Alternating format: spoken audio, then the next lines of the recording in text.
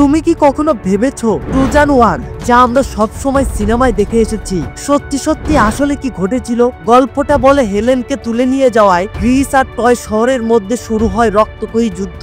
কিন্তু ইতিহাস বলে অন্য কথা। প্রায় 3200 বছর আগে এশিয়ার মাইনরের উপকূলে ছিল এক সমৃদ্ধ বাণিজ্যিক শহর ট্রয়। গ্রিকরা মনে করত ট্রয় তাদের সমুদ্রপথ আটকে দিচ্ছে।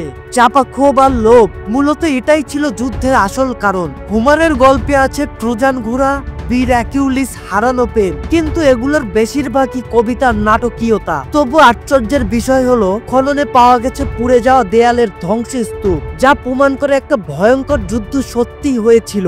এখন মনে প্রশ্ন আসতেই পারে, তাহলে হেলেন কি সত্যিই ছিল? হয়তো ছিল, হয়তো ছিল না। কিন্তু নিশ্চিত একটা বিষয়, ট্রোজান ওয়ার ছিল শক্তি, বাণিজ্যিক আর প্রতিশোধের লড়াই, যা পরে পরিণত হয়েছে পৃথিবীর সবচেয়ে বড় কিংবদন্তি যুদ্ধে।